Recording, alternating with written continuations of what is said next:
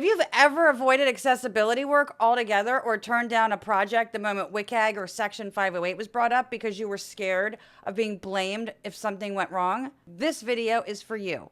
In the next few minutes, I'll show you exactly what changed for me and one word swap that you can make in your own contracts to get clarity on where your responsibility actually starts and ends. My name is Colleen Grotzer, and I've built accessibility into my contracts for client work for years. And I used to be exactly as scared as you probably are right now. And quick disclaimer, I'm not a lawyer and nothing here is legal advice. When I first started taking on accessibility work, I was terrified, not of the design work, but of being held responsible for something outside of my control. And what if I missed something? What if I called myself qualified and I really wasn't? I know a lot of you are sitting exactly where I was, maybe even avoiding accessibility work entirely, or turning down RFPs that mention WCAG or Section 508 because nobody ever showed you where your responsibility actually ends and the client's begins. Most designers try to solve this fear by avoiding accessibility work entirely. But here's what avoidance actually costs you. Every project you turn down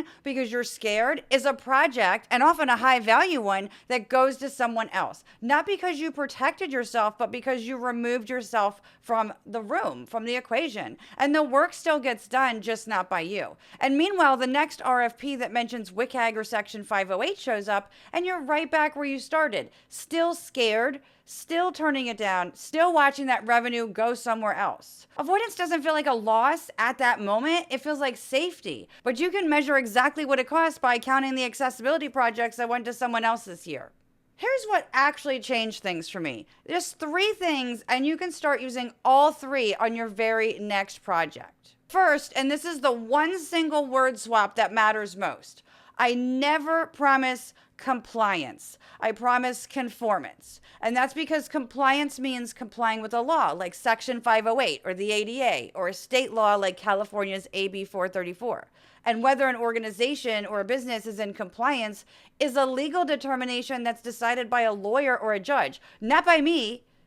But conformance means a document or a website meets a named accessibility standard like WCAG 2.2 AA or PDF UA, for example. And that's something I can actually test and I can document. So in every contract, I specify the standard that I'm conforming to, and I never use the word compliance. Second, I list my testing methods explicitly. Automated checks, manual checks, screen reader checks, and keyboard testing. All 4 named in the contract, so there's no ambiguity about what tested means. Third, I provide confirmation that the PDF passes a comprehensive automated checker. And I'm not talking about Acrobat. That gives my client something concrete in hand, proof that they can actually point to. And here's the part I'm always upfront about.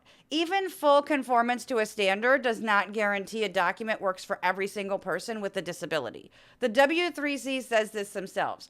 Content can satisfy every success criterion and still not be usable by everyone. Accessibility was never about achieving perfection. It's about doing thorough, documented, good faith work to the standard that you named. And this works because compliance quietly puts you on the hook for a legal outcome that was never yours to promise in the first place, and conformance describes exactly what you test and what you stand behind. And that single word change moves the responsibility back to where it actually belongs. So before your next accessibility project, put these 3 things in your contract. Conformance to a named standard, not compliance, your testing methods, and checker confirmation as a deliverable. That's what took me from being scared to start being confident in my accessibility work.